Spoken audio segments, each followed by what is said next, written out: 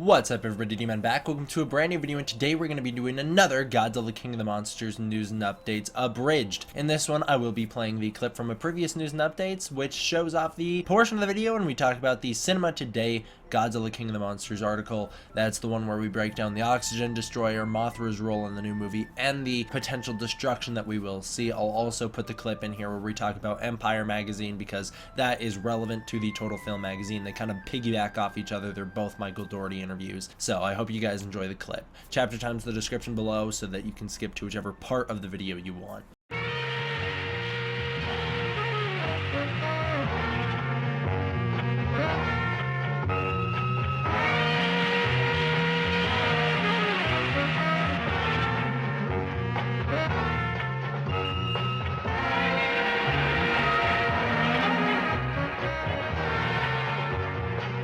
There's nothing really big to talk about with Empire Magazine. We'll get to Cinema Today in a second. That's the one that people are excited for. Empire Magazine, basically all we learned is that Godzilla King of the Monsters will retain the same grim/serious tone as Godzilla 2014. I love that. I was worried that we were going in a much campier, sillier direction with the MonsterVerse, but Michael Dougherty does confirm that we will be sticking with the serious tone of Godzilla 2014. I love that. He also says the movie will be grounded in the reality of the MonsterVerse, so don't expect any sort of silly monster dances in this movie. The Kaiju also are confirmed to not be animals or monsters, or at least they're not going to be presented that way. Obviously they are technically both. They are animals and monsters, but he's saying that they won't be presented in that light. They will be presented as gods, and I love it. He expands upon that in the Cinema Today interview, which is what we'll talk about right now. So Cinema Today did an interview with Michael Dougherty. I believe it's some Japanese news outlet. What they have reported on is a Michael Dougherty interview in which he states that Mothra and man can coexist, meaning that Kaiju and man can coexist. The idea here is that in previous movies, Mothra has always been shown as a link between man and beast, and in the new movies, Mothra will serve as that same bridge between humanity and the Titans, which is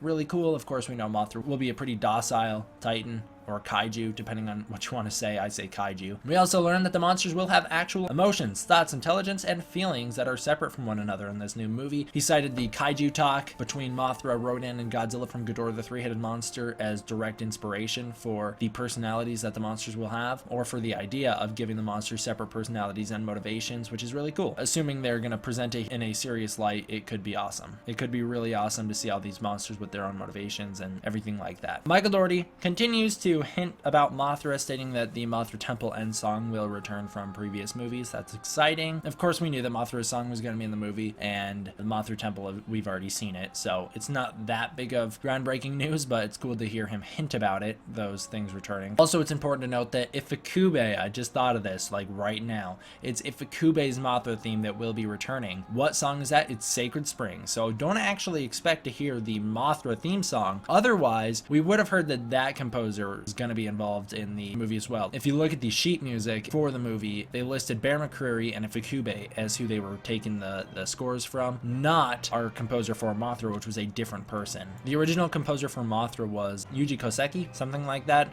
not Ifukube, so I do think Sacred Springs is confirmed as of now, according to me, to be the Mothra song that we will get in King of the Monsters, which I'm excited for. I like that one better than the normal Mothra song. Michael Dougherty goes on to say that the oxygen destroyer will be a, quote, key item to the story. This is not a cameo, end quote, which is really interesting. I would have thought that it seriously would have just been like, hey look, Serizawa built this device, we'll use it in the next one. But no, it probably will detonate it in this movie. I'm not sure what relevance it'll have. Maybe somehow it'll supercharge Godzilla in one way or another. Maybe burning Godzilla, if he is going to be in the movie, at the end of the movie will be transformed back from burning Godzilla by the use of the oxygen destroyer. I've thrown that theory out there before. If the oxygen destroyer is in the movie, I'm going to say Serizawa's dead, because what is the oxygen destroyer in the original movie linked to? It's linked to Serizawa and Godzilla's death. I would assume that the oxygen destroyer will be used in this movie in some sort of noble sacrifice way, just like it was in the 54 film, so rest in peace Serizawa. He then goes on to say that new weapons created by humanity will also be revealed in the film, not just the oxygen destroyer. He states this just after talking about a Toho invention returning. I think what he's hinting at here is the Super X, which we may have seen in the Godzilla King of the Monsters trailer 2 and trailer 1. I think that big plane is